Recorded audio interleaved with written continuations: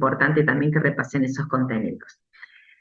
Bien, dentro entonces de la unidad temática 4 dijimos, como siempre vemos, hay un montón de contenidos de otras asignaturas, principalmente, bueno, de biología humana siempre, porque es la primera base que tienen ustedes de la relación estructura-función, que nosotros ahora pasamos a explicarla como un proceso más complejo. La unidad 3 como la 4, muchísimos conceptos que vienen de biofísica. Acá también hay muchos conceptos de química de los procesos biológicos, como van a ver también en la unidad temática que vienen. Bien. Entonces, vamos sumando a su vez también contenidos de las asignaturas del primer año y de las de histología y anatomía, siempre como base de la estructura sobre la cual se realizan los procesos. Nuevamente, fíjense que pueden volver a tomar conceptos de atención primaria de la salud, como vimos en la unidad temática pasada, y obviamente de bioquímica, todo lo que tiene que ver con el transporte de gases. Y como dijimos, la unidad temática 2 de procesos celulares y tisulares, porque vamos a volver sobre el concepto de componentes de la sangre, de perfusión tisular, y también de la unidad temática 3. Entonces, volviendo y retomando el concepto que hemos ya visto en la unidad temática 2, ¿se acuerdan que estuvimos analizando la microcirculación y la macrocirculación como determinantes importantes de la perfusión tisular? Nos falta abordar el sistema respiratorio y el transporte de gases. Cuando entonces hablamos de respiración como proceso, siempre aparecen dos conceptos básicos. El más fisiológico, que a veces lo pueden encontrar con la denominación de respiración externa, que fíjense que hablamos de un proceso fisiológico que incorpora dentro de, para su desarrollo, la ventilación, la difusión de los gases y el transporte de esos gases. Para diferenciarlo de lo que a veces sería el último paso, sería, si aplicamos un pensamiento teleológico, sería el para qué.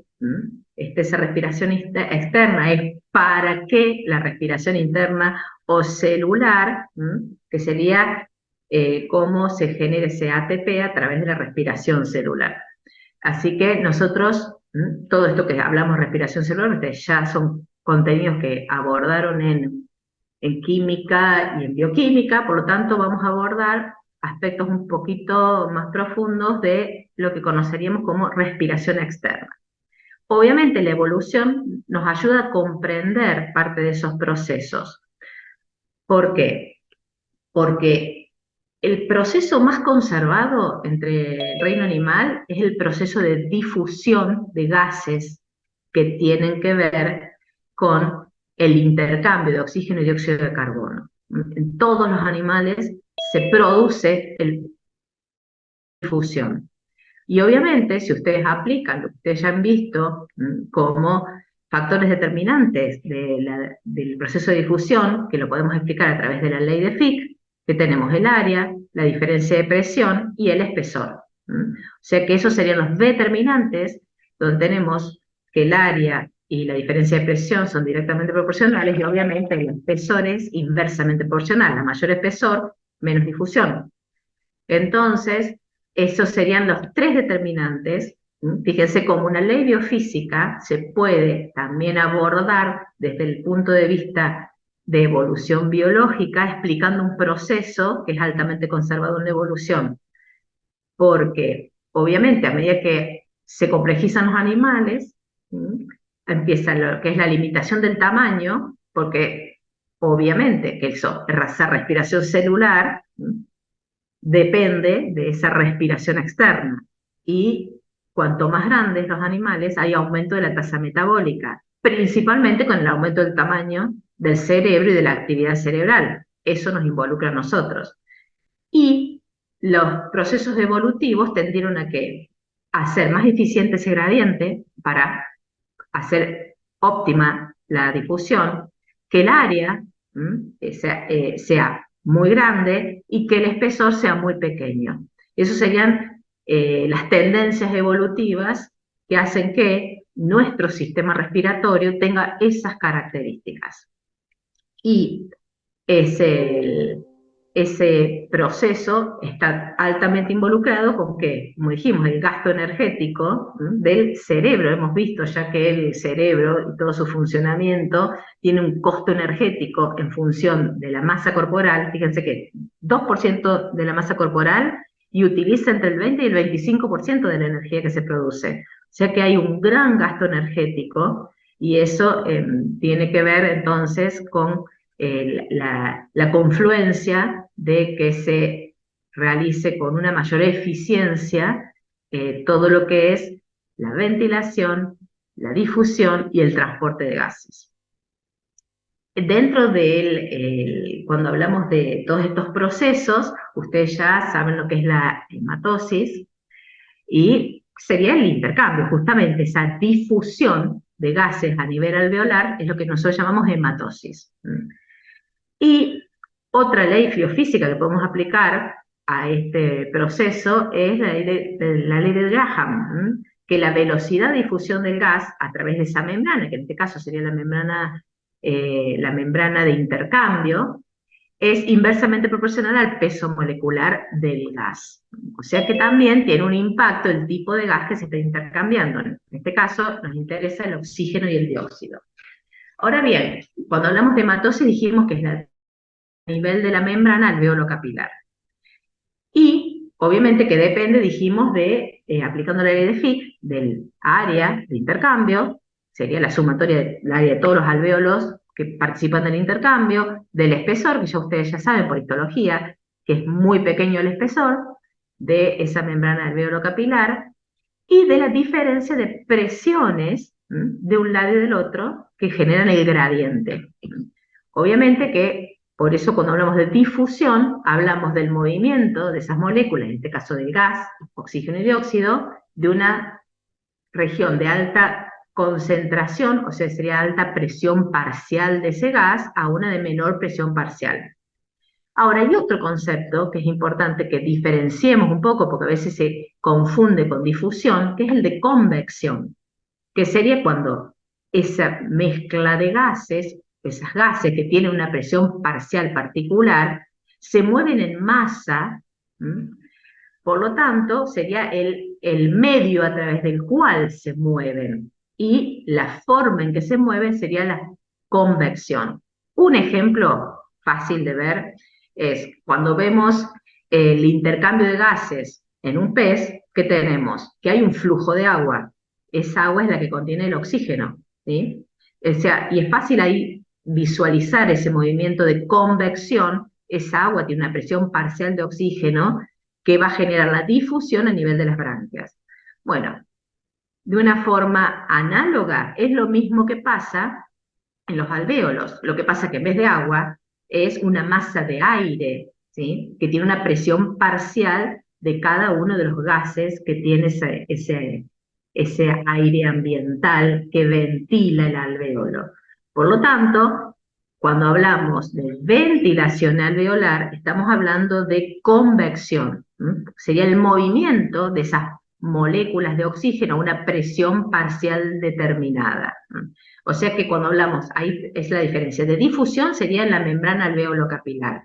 Cuando hablamos de ventilación, no estamos hablando de la difusión, sino que estamos hablando de la convección, que lo que genera esa convección es que constantemente se esté renovando el aire alveolar. Y eso es lo que llamamos ventilación alveolar. O sea, el proceso en el cual se renueva de forma constante el aire alveolar. Y esa renovación es lo que permite mantener una presión parcial alveolar que genera el gradiente para la difusión del oxígeno. Entonces ahí tenemos dos conceptos que a veces se confunden. Por lo tanto, cuando hablamos de ventilación alveolar, tenemos que empezar en la convección, un movimiento en masa del aire que contiene muchos gases con distintas presiones parciales. Entonces, ¿qué tenemos que conocer? La composición de ese aire ambiental impactar directamente sobre la composición del aire alveolar. Cuando hablamos entonces de la composición del aire ambiental, ¿sí? podemos expresarlo en porcentajes. Fíjense, el aire ambiental tiene un 78% de nitrógeno y un 21% de oxígeno. Ahora, estos números que tienen acá representan los milímetros de mercurio a nivel del mar. O sea que ahí ya hablamos de una presión, que fíjense que es distinto del porcentaje del que hablamos de cada uno. El porcentaje siempre se va a mantener constante en ese aire ambiental, pero dependiendo de la presión atmosférica, la presión parcial de cada gas disminuye. ¿Por qué? Porque de ahí estamos aplicando lo que ustedes conocen como ley de Dalton, que la presión total de esa mezcla de gases, que en este caso es el gas ambiental, es igual a la suma parcial de las presiones. Por lo tanto, si estamos en altura, obviamente, fíjense que pasa a nivel del mar a la altura del Monte Everest. ¿Qué pasa? La presión atmosférica disminuye. ¿Qué quiere decir? Que si la presión total disminuye, la presión parcial de cada uno de los gases también disminuye. Por lo tanto, esa composición de aire ambiental cambia y el aire alveolar a nivel del mar y a nivel y en la altura, en grandes alturas, cambia mucho. Y lo que no cambia es el porcentaje de composición. Lo que cambia es la presión parcial de cada gas al cambiar la presión atmosférica. Entonces, por eso hay que tener en cuenta para esa ventilación alveolar el impacto de las presiones parciales atmosféricas que impactan directamente en la presión parcial de cada gas a nivel alveolar. La otra cosa a tener en cuenta importante es el flujo de aire, ¿sí? Porque dijimos que es una convección, el flujo de aire que hay entre la atmósfera y el alvéolo. O sea, cuando hablamos de la composición, después hablamos del flujo, el flujo en masa de ese aire, que depende de un gradiente de presión. Obviamente, porque si hablamos de flujo, hay gradiente. La cuestión es cómo se genera el gradiente. Cuando hablábamos de el flujo sanguíneo, hablábamos de que se genera un gradiente entre la contracción del corazón como bomba, ¿sí? Y el retorno venoso en el sistema venoso. Ahora, cuando hablamos del gradiente de presión en la ventilación alveolar, depende del proceso que se conoce como ventilación pulmonar, que sería lo que mueve el aire entre el exterior y los pulmones. Y esa ventilación alveolar pulmonar, ustedes la conocen porque la han visto en anatomía, ¿sí? Y obviamente, si lo que ustedes conocimientos que tienen de anatomía aplicamos la ley de Ohm, porque estamos hablando del flujo de aire entre la atmósfera y los alvéolos, sabemos que además de presión, hay estructuras que van a poner resistencia a ese flujo de aire. Ahora, cuando hablamos entonces de la diferencia de presión, vamos a tener la presión barométrica externa, hablamos del ambiente en el que estamos expuestos, y que la presión dentro del pulmón tiene que variar alternadamente, superando la presión atmosférica para la inspiración, disminuyéndola respecto a la atmosférica para la inspiración. Y otra ley que podemos aplicar en este sentido es que ese cambio de presión está vinculado al cambio del volumen. Aplicando la ley de Boyle, que sabemos que la presión de un gas es inversamente proporcional al volumen de su continente. Por lo tanto, ese gradiente de presión se genera a través de lo que ustedes ya conocen de anatomía, de la mecánica respiratoria. Por lo tanto, modificamos el volumen, modificamos la presión en cada inspiración y expiración. Eso es lo que llamamos ventilación pulmonar, que va a determinar la ventilación alveolar. Obviamente que entonces si hablamos que alternadamente hay una inspiración y expiración, hablamos de un ciclo, de un proceso que se da en ciclos, y en este caso se llama ciclo respiratorio, que podemos hacer una analogía con el ciclo cardíaco. O sea que va a ser una serie de procesos que se repiten constantemente, o sea, una secuencia rítmica, donde tenemos la fase inspiratoria y la fase expiratoria.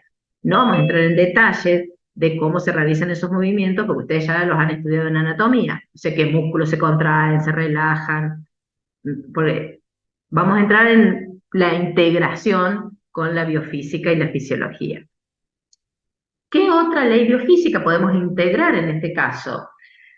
La ley de Charles, que incorpora otra cuestión más a esta relación entre presión-volumen, sería la temperatura, porque dice que el volumen del gas es directamente proporcional a la temperatura. Por lo tanto, la temperatura del aire que ingresa a los pulmones va a tener también impacto en la expansión de esos pulmones. Y ahí nuevamente, aire frío, aire cálido. O sea que también hay un pequeño impacto de la temperatura del aire en esta ventilación alveolar. Obviamente que hablamos de un ciclo y hablamos de secuencia rítmica. Por lo tanto, tenemos que preguntarnos dónde se genera ese ritmo, cómo se genera ese ritmo, que conocemos como parte de este ciclo respiratorio, dónde se genera esta relación de inspiración-expiración en forma alternada. Y la generación del ritmo se da en el sistema nervioso central. Así como hablamos de que la generación del ritmo cardíaco se da en el nodo sinusal, porque tiene las modificadas que son automáticas, ¿sí? Esas células del nodo, que tienen características particulares porque tienen canales iónicos, ¿sí? Que son los que generan una corriente iónica que conocemos como corriente IF, que genera el prepotencial diastólico, que sería la fase que hace que ese flujo constante de cargas supere el umbral de forma automática en esas células. Así, también hay en el sistema nervioso central un conjunto de neuronas que generan el ritmo respiratorio, porque tienen una capacidad de autogeneración de potenciales de acción. ¿Dónde están esas neuronas? En lo que se conoce como complejo Prebot-Singer. Entonces, ese complejo es el donde hay un conjunto de neuronas que constantemente están generando ese ritmo respiratorio, que genera la frecuencia respiratoria. Cuántas veces se respira, cuántas veces se genera un nuevo ciclo respiratorio por minuto. Pero acá se complejiza un poquito respecto a la generación del ritmo cardíaco, porque también, si pensamos en nuestra propia respiración, sabemos que hay un patrón, que sería cómo cambia esa inspiración y esa expiración con los movimientos torácicos. Inspiraciones profundas, inspiraciones cortas, expiraciones profundas. Eso se llamaría patrón de ese movimiento respiratorio.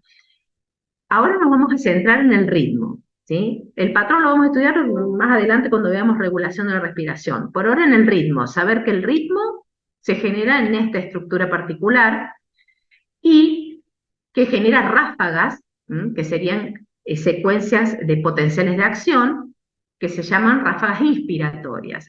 Fíjense que hablamos nuevamente de neuronas marcapasos, así como hablamos de un marcapaso sinusal, acá son neuronas marcapasos que liberan un neurotransmisor que es glutamato, que es un neurotransmisor excitatorio, y esas corrientes marcapasos en esas neuronas se generan porque tienen capacidades de canales iónicos, que en este caso son corrientes de sodio, que se van dando automáticamente, se supera el umbral y se generan estas ráfagas que se ven así, porque son varios potenciales de acción juntos, por eso hablamos de ráfagas o bursts inspiratorios, y que obviamente cuando observamos están vinculadas, ¿sí? Obviamente que no directamente, sino que hay otras interacciones con el nervio frénico.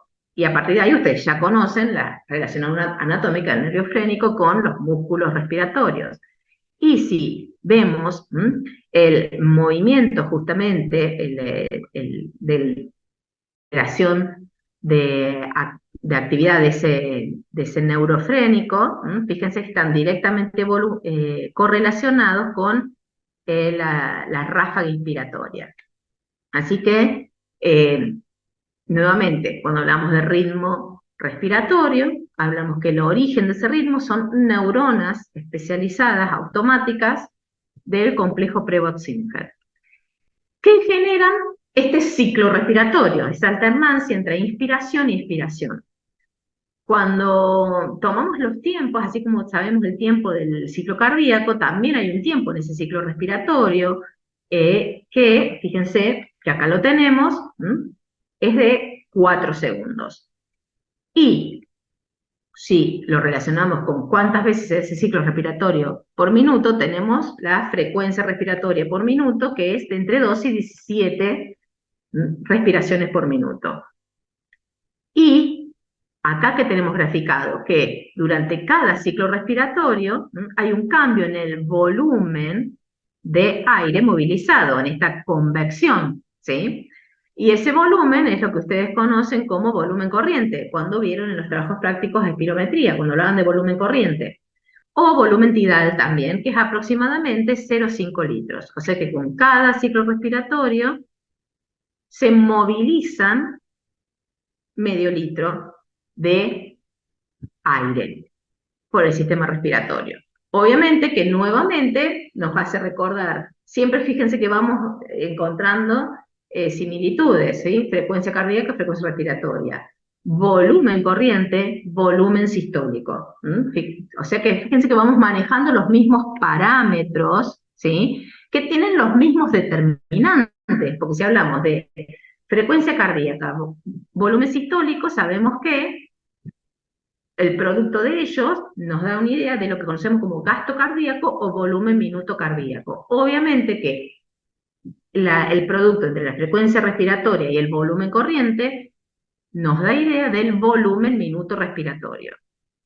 Y lo que tenemos entonces, que nos falta analizar un poquito, son los determinantes de ese volumen corriente. ¿Qué cosas impactan en este volumen que normalmente es de 0,5 litros, este volumen que se moviliza en cada ciclo respiratorio?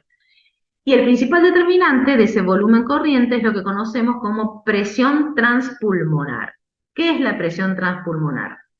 Es la presión, fíjense que está compuesta por varias presiones en el fondo, por eso hablamos de transpulmonar, que representa la fuerza que mantiene expandidos los pulmones, ¿sí? Y que cambia, obviamente, en cada inspiración y expiración. Y esa presión transpulmonar, entonces, va a depender ¿de qué? De la presión alveolar y de la intrapleural.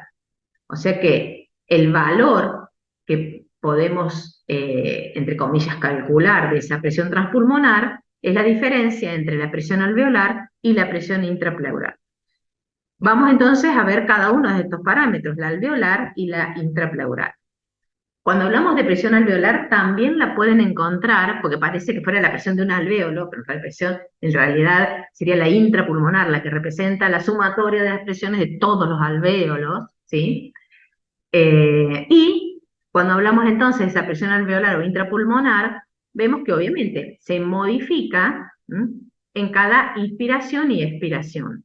Esa modificación viene ¿de dónde? De los movimientos de cambios de volúmenes que generan que en la inspiración, al aumentar el volumen, disminuye, ¿sí? Fíjense, esto sería el máximo inspiratorio a partir del punto del cual comienza la expiración. Y, por lo tanto, acá tenemos que aumenta la presión. Por lo tanto, genera, ¿qué cosa? El flujo hacia el exterior del aire. Y cuando lo comparamos con la presión intrapleural o pleural, ¿sí? Serían las presiones que se generan por las diferencias más bien de composición tisular, o sea, las cuestiones de tejidos que componen el pulmón. Por un lado tenemos las hojas de la pleura y ese espacio pleural que queda entre ellas, y que cada hoja de esas pleuras está traccionada, digamos así, por una serie de fuerzas. Fíjense que el modelo le está señalizando que una lámina está traccionada hacia un lado y la otra lámina hacia el otro, justamente, tienen arrastres opuestos. Por eso hablamos que en el espacio pleural se genera una presión negativa, o sea, menor a la atmosférica. ¿Y cuáles son esas fuerzas que están traccionando de forma opuesta esas dos hojas la hoja parietal y la hoja visceral de la pleura. Por un lado tenemos la que está, las fuerzas que hacen a la retracción elástica del pulmón, porque el parénquima pulmonar tiene muchas fibras elásticas, ¿sí? Por lo tanto, siempre, por más que esté expandido el pulmón, tiene una tendencia a ¿qué? A la retracción elástica. En forma opuesta, ¿cuál tenemos? La retracción elástica, pero en este caso de la caja torácica, que hace la fuerza opuesta. Por lo tanto, esa es la forma en que se genera esto que conocemos como presión intrapleural negativa. Y hay otra cosa que tenemos que sumar a esto, ponemos en perspectiva los cambios que se dan por la fuerza de gravedad, si estamos en una posición erecta, si estamos parados, y la presión abdominal. Porque esa presión intrapleural va a ser distinta en el ápice y en la base del pulmón. Entonces, ¿qué tenemos ahí? Que fíjense cómo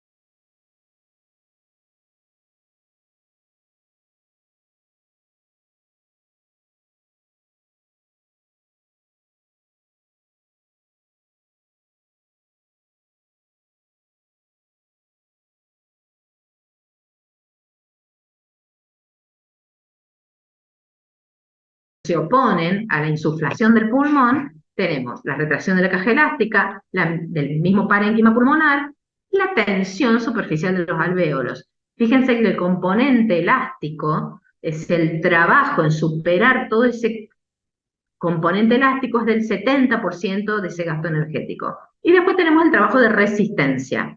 O sea, superar ¿qué cosa? La oposición al flujo, el concepto de resistencia que también aplicamos en el sistema circulatorio. Y tenemos aproximadamente un 30%. O sea que, fíjense que tenemos varios componentes, ¿sí? Desde los que llamamos componentes estáticos, los podemos conocer como estáticos, los pueden encontrar como estáticos, que son los que tienen que ver con la resistencia elástica, y los dinámicos, que son los que tienen que ver con la resistencia al flujo de aire. Y eso nos da una idea, entonces, cuando hablamos de, al aumentar la ventilación, fíjense, si vamos aumentando la ventilación, obviamente que se va aumentando el costo energético, sobre todo a nivel también de cómo esa mecánica ventilatoria por esos músculos consume mayor oxígeno. Así que tenemos que tener siempre en cuenta ese trabajo respiratorio, sobre todo cuando ustedes empiezan a ver distintas patologías, porque influye directamente en el consumo de ATP. Ahora, cuando hablamos del trabajo de compliance, volvemos al concepto que estuvimos viendo en la unidad temática 2, que es la relación entre el cambio de volumen y el cambio de presión. Cuando aplicamos el término compliance, que ahora no lo aplicamos a las arterias o a las venas, lo estamos aplicando al pulmón, sería cambio en el volumen pulmonar en función del cambio de la presión transpulmonar. Por lo tanto, tenemos que aplicar los mismos conceptos que vimos en la unidad temática 2, que sería lo que nos ayuda a entender el por qué en un inicio, ¿sí?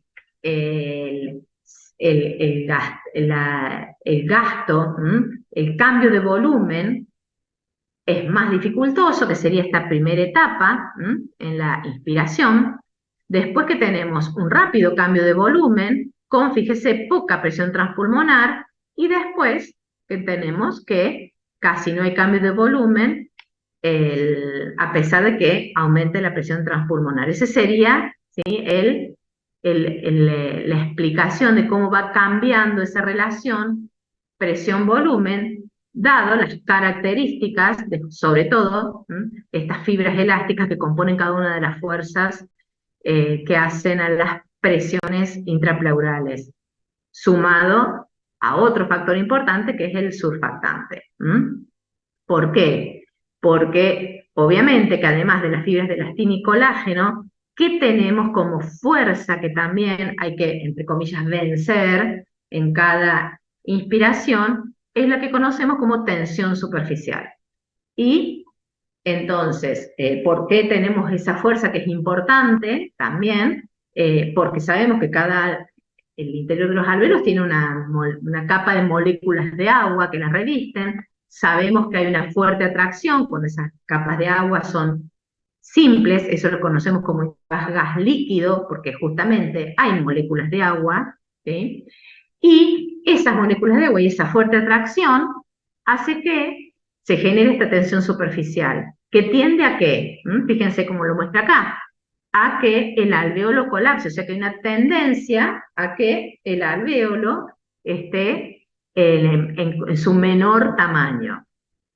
Y obviamente cuando aplicamos ahí, cuando hablamos de tensión superficial, nuevamente siempre que aparezca la palabra tensión, tenemos que aplicar la ley de Laplace.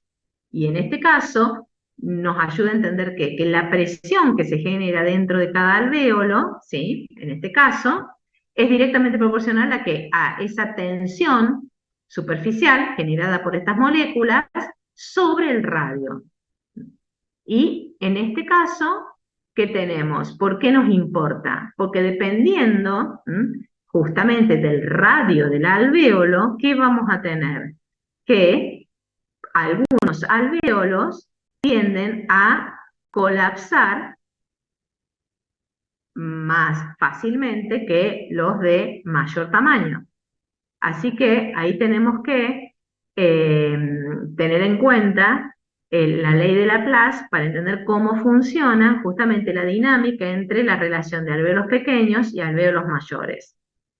Ahora, esto que dificultaría, imagínense que si los alvéolos pequeños tienden a colapsarse, tendríamos graves problemas porque ese factor que es el área en la difusión estaría muy disminuido. Por lo tanto, hay un mecanismo, como decíamos, que hacen eficiente esta difusión, que es la síntesis de fosfolípidos por parte de los neumocitos tipo 2, que generan lo que conocemos como surfactante, que obviamente la síntesis de surfactante, que disminuye esta tensión superficial, impacta en el trabajo respiratorio, porque implica gran gasto de ATP. Por lo tanto, la presencia de ese surfactante disminuye la tensión superficial, principalmente en quienes, en esos alvéolos de menor tamaño. Y ese surfactante pulmonar, además de esta principal función, que reduce la tensión superficial, por lo tanto, ¿sí? Mantiene la relación impactando en el área, obviamente, porque esos alvéolos pequeños no colapsan, sobre todo hace que el trabajo respiratorio sea menor, porque si no en cada expiración tendría a colapsar mucho cada alvéolo y cada inspiración implicaría mayor trabajo respiratorio y también impacta porque tiene propiedades antimicrobianas y antiinflamatorias. Importante, ¿por qué? Porque ese alvéolo es medio externo, ¿sí? Ese alvéolo y todo el sistema respiratorio es medio externo. Por lo tanto, hay sistemas de defensa importantes que tienen que ver con estas propiedades antimicrobianas y antiinflamatorias del surfactante. El otro trabajo, dijimos, uno es el de compliance y el otro el de resistencia. Ese trabajo de resistencia, obviamente, pensamos en la ley de Ohm, sabemos que hablamos de la resistencia al flujo. En este caso hablamos de una resistencia pulmonar total. ¿Qué tiene? ¿Por qué hablamos de total? Porque va a haber un 80% que es la resistencia de la vía aérea y un 20% que es la misma fricción entre el pulmón y la caja torácica. Por lo tanto, esa resistencia de la vía aérea, que nosotros podemos analizarla, porque va cambiando, así como vimos que van cambiando el flujo, la resistencia y las presiones en el árbol circulatorio, también van cambiando estos determinantes en el árbol respiratorio. Y en este caso, ¿qué vemos? Que dependiendo de la generación de la zona del árbol respiratorio, fíjense que parece que aumenta la resistencia al inicio del árbol respiratorio y después decae. La cuestión es cómo podemos explicar esto. Nuevamente, porque en este caso, en esta primera zona de conducción, primero que tenemos que ahí incorporar el concepto del flujo de aire, que es lo mismo que el concepto de las características del flujo de sangre. Al inicio, al inicio del sistema respiratorio, ese flujo es turbulento. Por lo tanto, el flujo turbulento ofrece mayor resistencia también.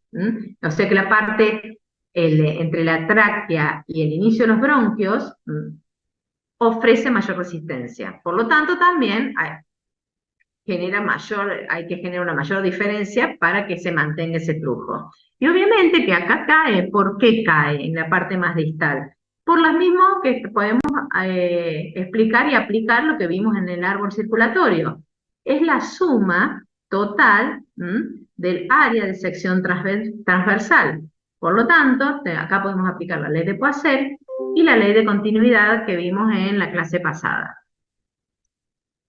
Otro concepto que también es análogo, cuando hablábamos de la resistencia en el sistema circulatorio, hablamos de una regulación sistémica y una regulación local.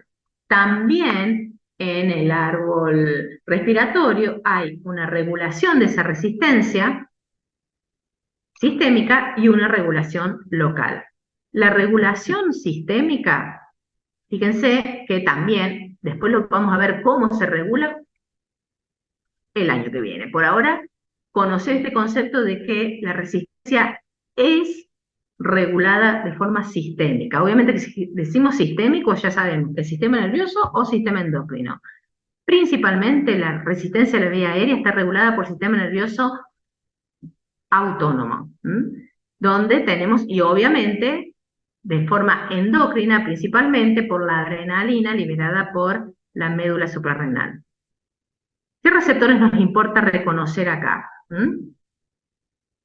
Los que van a estar ligados a lo que ustedes han estado estudiando en los trabajos prácticos, perdón, en la guía de autoestudio de los ayudantes, que es el músculo liso, en este caso de la vía aérea. Entonces hablamos del músculo liso de la vía aérea, porque acá, ¿cuál es el motivo de confusión a veces? Que en el pulmón vamos a tener el músculo liso de la vía aérea y el músculo liso de la circulación pulmonar.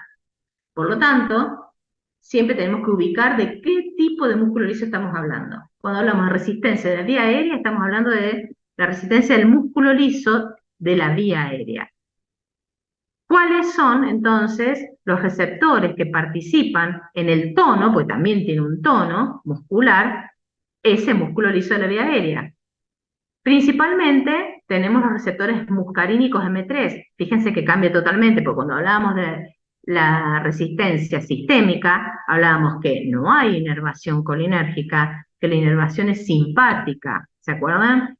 Cuando hablamos del músculo liso de la vía aérea, hablamos de un tono vagal, que por la liberación de acetilcolina, que activa receptores muscarínicos M3.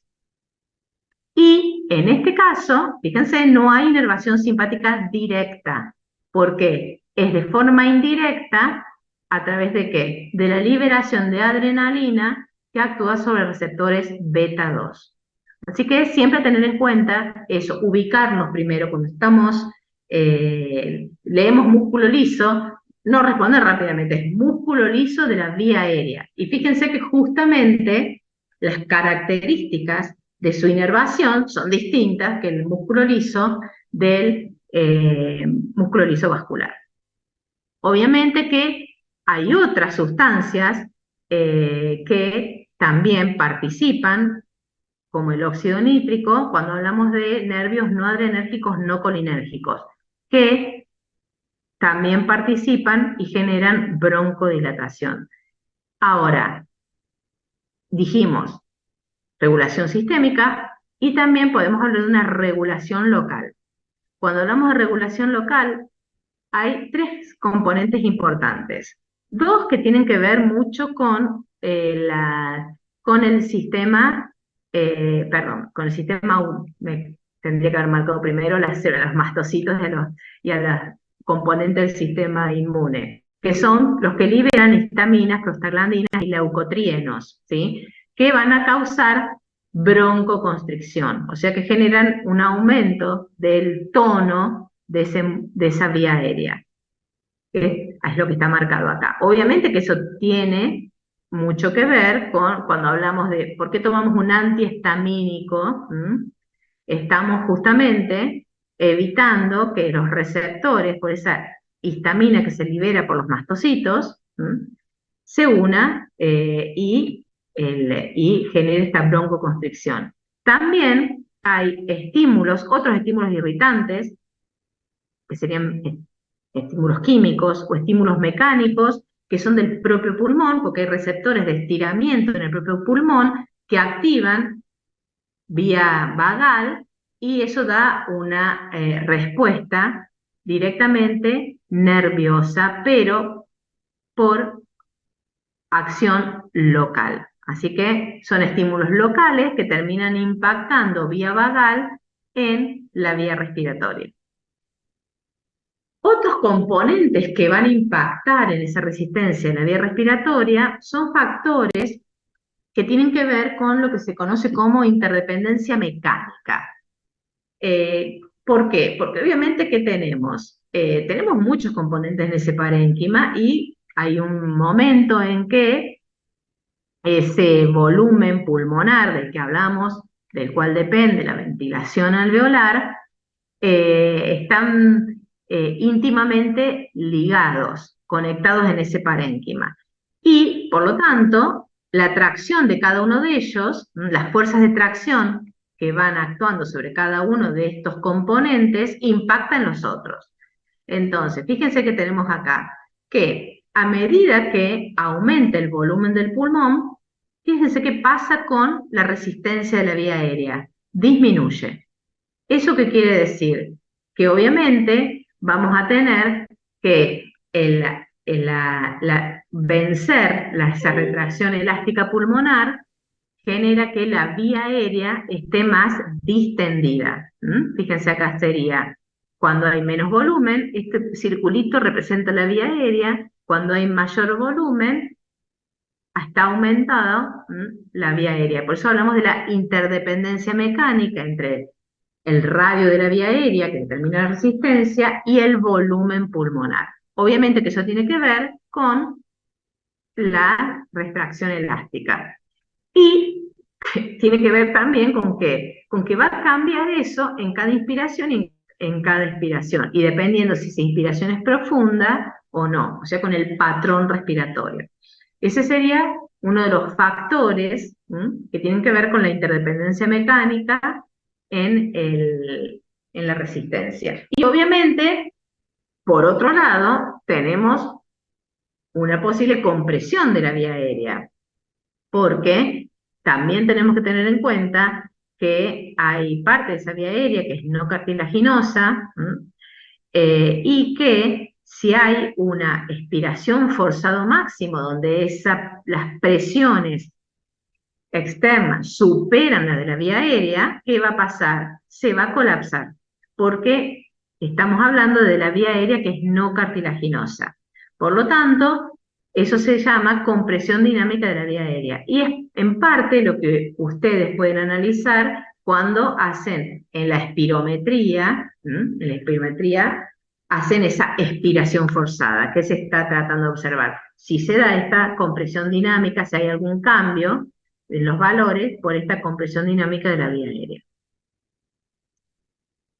Entonces, entendiendo todos estos factores que impactan en la ventilación del pulmón como un todo, obviamente que vimos que la diferencia entre la presión alveolar y la pleural generan esa diferencia de presión transpulmonar que impacta directamente en el volumen.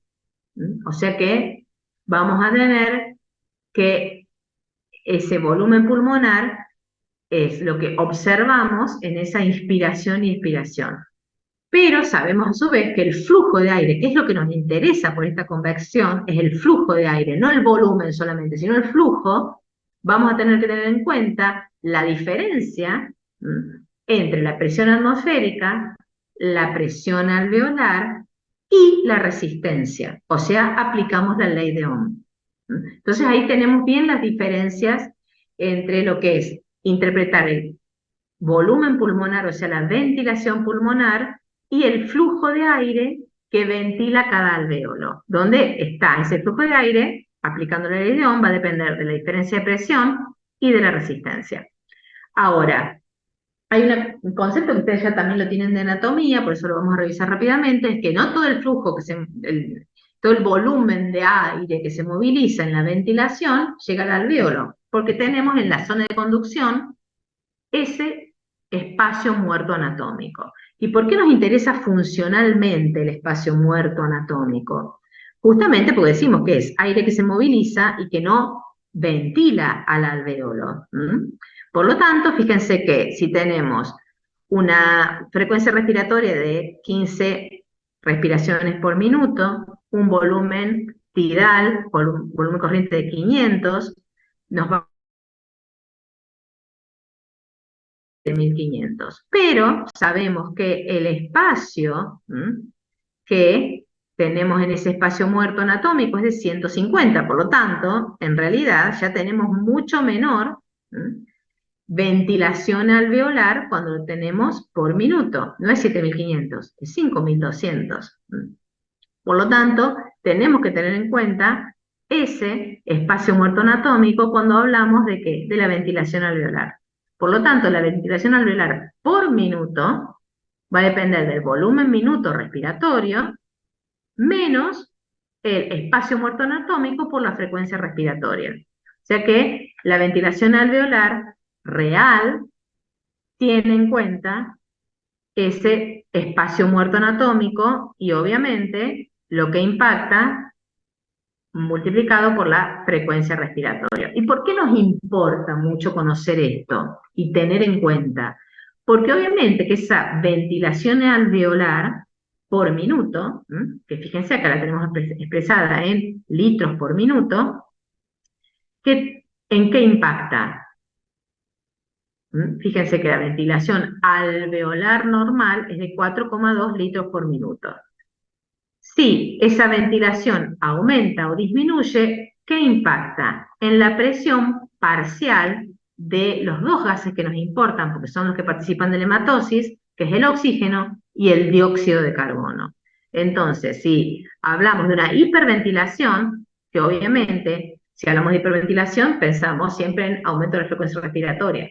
Sabemos ahora que a su vez, cuando hablamos de hiperventilación, lo que nos importa es la ventilación del alvéolo.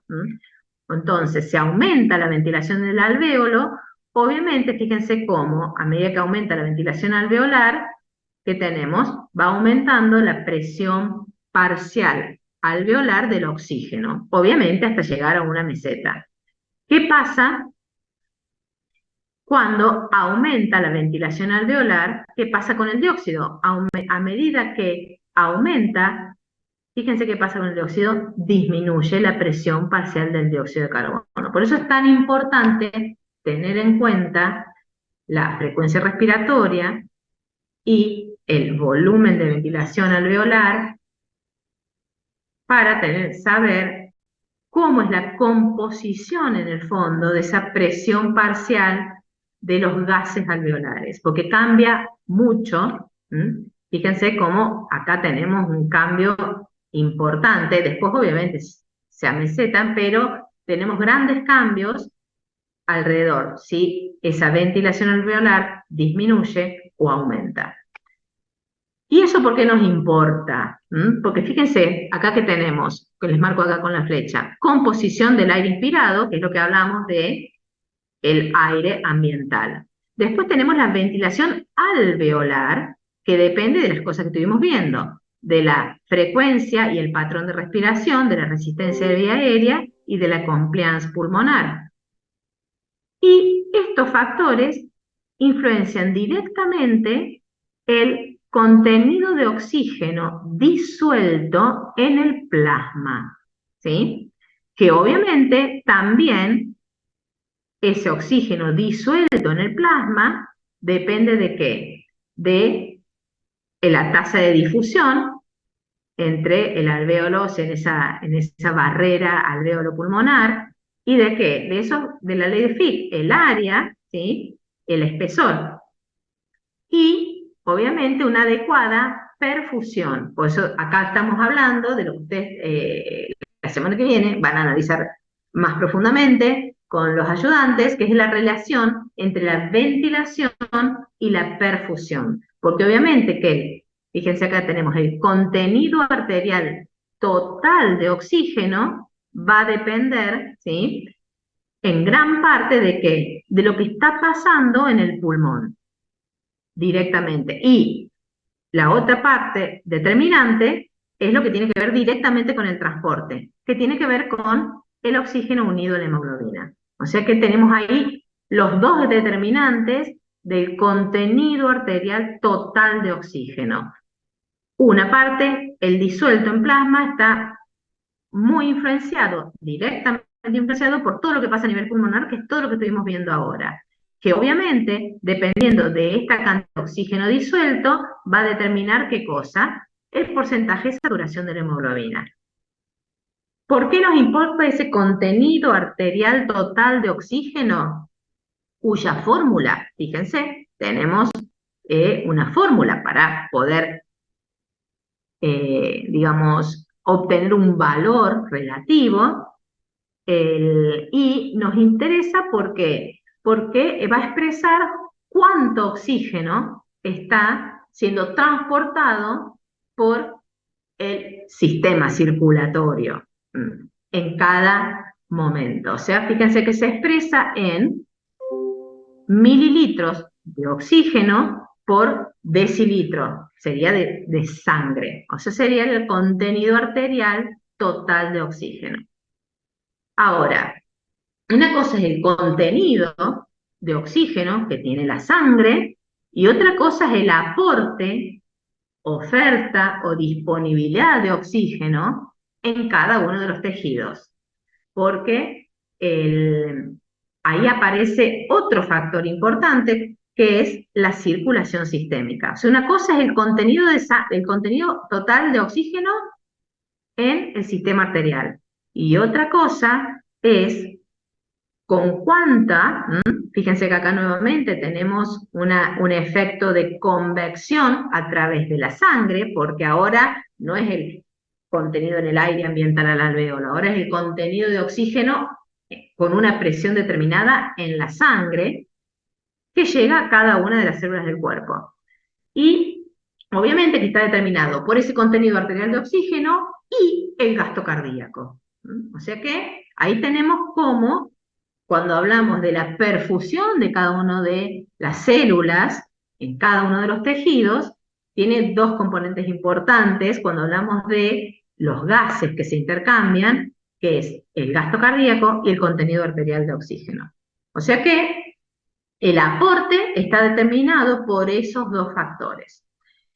Por lo tanto, cuando estamos hablando de esa perfusión, dijimos que tenemos que interpretar la microcirculación, la macrocirculación, pues fíjense que ahora llegamos a hablar de gasto cardíaco y todos los componentes que hacen, cuando hablamos principalmente de oxígeno, también podemos hablar del dióxido de carbono, pero ahora nos centramos en el oxígeno, de cómo a través de ese sistema respiratorio se da ese contenido arterial de oxígeno.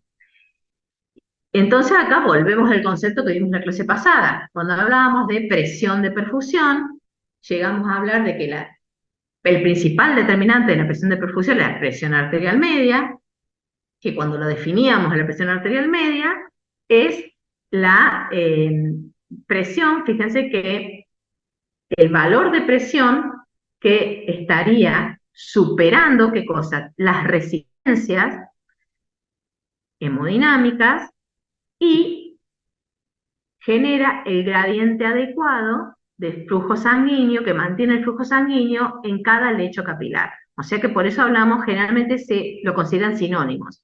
Presión arterial media, presión de perfusión. No son exactamente sinónimos. ¿Por qué? Porque hablamos de un gradiente. La presión arterial media, que calculamos a través de ¿se acuerdan que hablamos en la clase pasada? Hay varias fórmulas de cálculo, una de ellas es la presión diastólica más un tercio de la diferencia de sistólica y diastólica, o sea, presión de pulso. Recuerden siempre ese concepto, que no es una media aritmética, sino el concepto de media surge de esta fórmula no surge de un promedio, como ustedes lo ven, sino que surge de un análisis un poco más complejo de la onda de pulso arterial. Uy, no puse de diapo esa, pero bueno, cuando ustedes seguramente, cuando hablaron de pulso arterial o de onda de pulso arterial, no sé si lo analizaron en APS, pero cuando hablamos de pulso arterial y de onda de pulso arterial, esa onda tiene mayor tiempo en diástole que en sístole. Por lo tanto, por eso es que no es un promedio de la presión sistólica y la diastólica, sino surge esta fórmula de trabajo donde se le da más peso ¿a qué? A la presión diastólica. Como la onda de pulso tiene más tiempo en diástole. Ese sería el fundamento de la aplicación de esta fórmula. Ahora, entonces, cuando hablamos de presión arterial media, otro concepto básico, porque a veces se lo confunden, y para aplicarlo a esto que estuvimos hablando, es cuando hablamos de determinantes. Fíjense que durante toda la clase estuvimos hablando, y esto está determinado por esto, y esto está determinado por aquello, ¿sí? Entonces, y el último que vimos es el mapa de determinantes del contenido arterial total de oxígeno. También hay un mapa de determinantes de la presión arterial media, que obviamente tiene forma de mapa y ¿qué tenemos como principal determinante de la presión arterial media? Lo que estuvimos hablando en la clase pasada, gasto cardíaco, resistencia.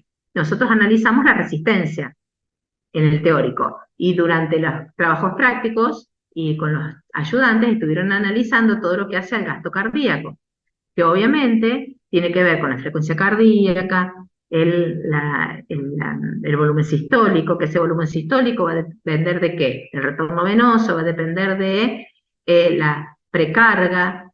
Entonces, fíjense cómo todo eso hablamos de mapa de determinantes. Lo podemos hablar desde arriba, o sea, las flechas, fíjense en este caso, las flechas van de abajo, o sea que esto va determinando cada uno de los superiores, o podemos marcarlas hacia abajo, que la presión arterial media está determinada por, que es distinto de hablar de regulación de la presión arterial. ¿Se acuerdan que lo vimos en el primer backup, cuando hablamos de modelos generales de regulación, que sería el típico que hablamos en la mayoría de los grupos, que sería un modelo de regulación donde tenemos que identificar un estímulo, un receptor, una vía aferente? Fíjense que en los dos estamos hablando de presión arterial media principalmente, pero en uno estamos hablando de los determinantes y en el otro modelo estamos hablando de la regulación. Muchas veces confunden los dos modelos, por eso es importante que lo tengan en cuenta, que por ahora en este cuatrimestre lo que queremos identificar son los determinantes, ¿sí? El cuatrimestre que viene vamos a hablar de las regulaciones. Obviamente que cuando estamos hablando de los determinantes, si hablamos de frecuencia cardíaca, decimos la frecuencia cardíaca está originada acá y el sistema simpático y el parasimpático aumentan o disminuyen. Pero no estamos hablando del modelo de regulación, o sea, del reflejo varoreceptor, por ejemplo. O sea que este cuatrimestre, céntrense en los determinantes de cada parámetro fisiológico. Y el año que viene vamos a hablar de las regulaciones de esos parámetros. Entonces, para cerrar, volvemos al concepto que unía todo esto, la microcirculación, la macrocirculación y el sistema respiratorio y transporte de gases, es la perfusión.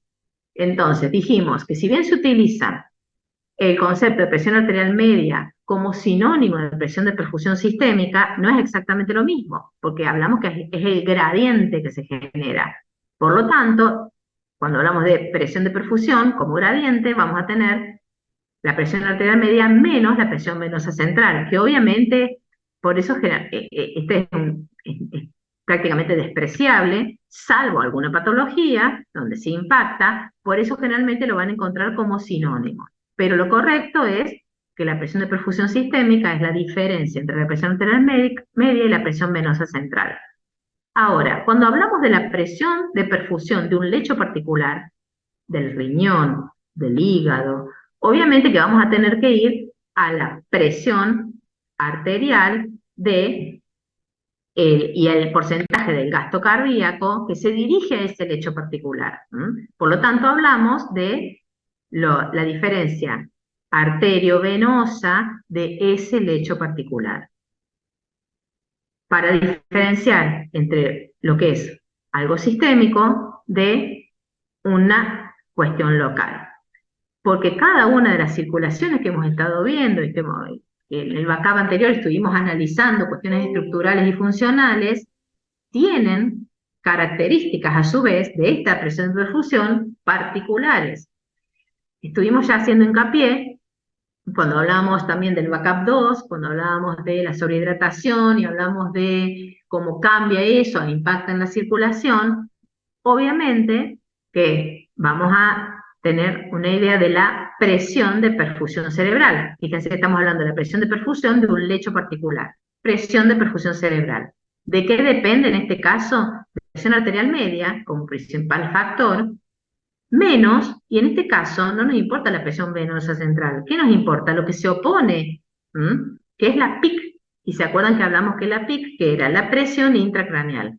O sea, la suma de todas las presiones del parénquima, la sangre y el líquido cefalorraquídeo. Y cuando hablábamos de ese caso que vimos en el backup 2, ¿qué teníamos? Que había modificado la tonicidad de ese medio neuronal, había cambiado el volumen, por lo tanto, ¿qué había aumentado? la PIC. Por lo tanto, la presión de perfusión cerebral, si aumenta la PIC, disminuye. O sea que ustedes tienen que tener ahí en cuenta, para cada circulación especial, cómo es, qué impacta, o sea, los determinantes, en este caso, por ejemplo, de la presión de perfusión cerebral, presión arterial media, presión intracraneal. También han estado analizando la circulación cardíaca, ¿sí? Y vieron características, si las unimos, lo que vieron en el backup 3, tenemos ideas de que, y lo vieron también con los trabajos prácticos, de que cuando hablamos entonces de presión de perfusión cardíaca, ¿qué tenemos que tener en cuenta? La presión diastólica, aórtica, y la presión telediastólica ventricular izquierda, porque va a ser lo que se oponga a esa irrigación. O sea que por eso hay que tener en cuenta en cada uno de las circulaciones particulares esa presión de perfusión de qué depende. Y siempre teniendo en cuenta que cuando hablamos de perfusión sistémica, hablamos de la perfusión de todo el sistema. Y cuando hablamos de el flujo sanguíneo regional, tenemos que tener en cuenta, a su vez, además de esta presión de perfusión, las resistencias que se oponen en cada una de esas circulaciones.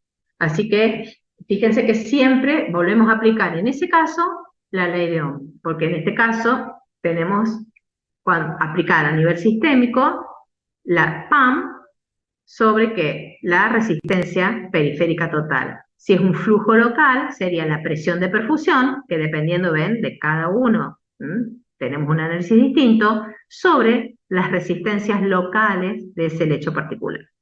Entonces, fíjense que acá terminamos, volvemos sobre la unidad temática 2, la unidad temática 3, y terminamos de vincularlo con la unidad temática 4. Bien, entonces, vamos a dejar de compartir.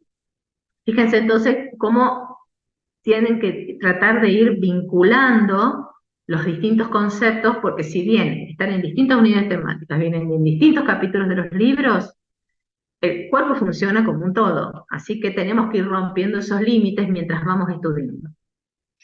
Bien, bueno, por ahora, entonces, hemos terminado.